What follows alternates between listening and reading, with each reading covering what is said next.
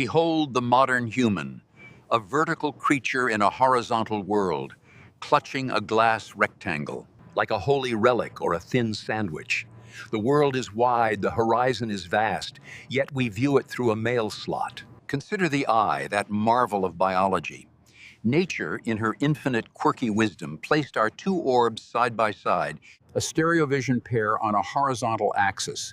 We do not have one eye on the forehead and another resting upon the chin.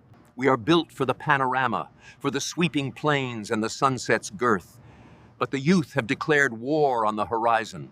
They stand before the Grand Canyon, that colossal gash in the crust of the earth, a masterpiece of lateral magnificence.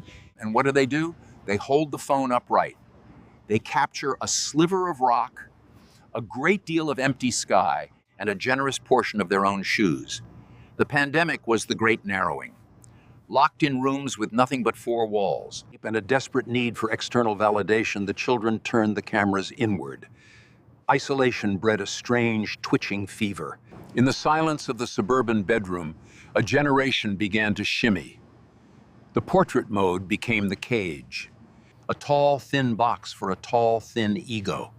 No longer do we film the parade, or the football game, or the soaring hawk. We film the self, mid-convulsion, performing a rhythmic 30-second ritual designed to please an algorithm written in Beijing. The hips sway, the hands make heart shapes, the feet shuffle in a frantic renegade, all while the camera stands tall and skinny, ignoring the furniture, the books, the life that exists to the left and to the right. If it isn't in the vertical stripe, does it even exist?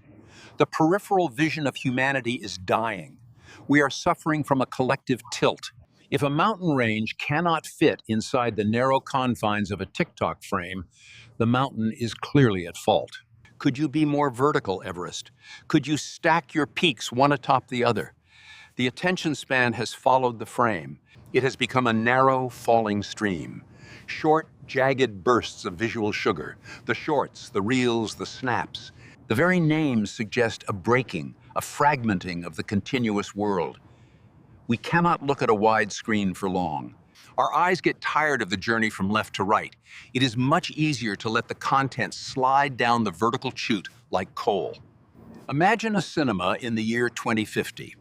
The screen is 60 feet tall and only 34 feet wide. The audience sits in a very thin line. We watch Lawrence of Arabia, but we only see Lawrence's nose and a single, very confused camel. The desert? Gone. The scale? Deleted. But at least it fits comfortably in the palm. There is a vanity in the vertical. Landscape is for the environment, for the context, for the where. Portrait is for the me. It is the orientation of the mirror. It is the shape of the lonely narcissist, checking for spinach in the digital teeth. The youth stare into the vertical abyss, and the abyss stares back, asking why they haven't learned the latest dance involving a bucket hat. They record themselves in the kitchen, ignoring the fire on the stove to the left, ignoring the cat exploding to the right, focused entirely on the thin, upright strip, where they are the center of the universe. We have forgotten the glory of the 16:9, the cinematic sweep that mimics the soul. Instead, we live in the 9:16, a world seen through a crack in a door.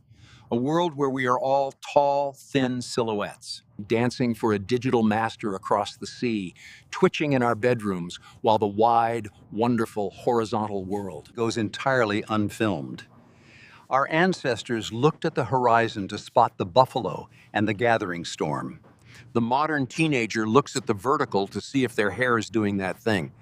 The buffalo could be standing 5 feet to the left, completely safe from the camera's lens, munching grass in the sweet, invisible landscape that we are now too narrow to see.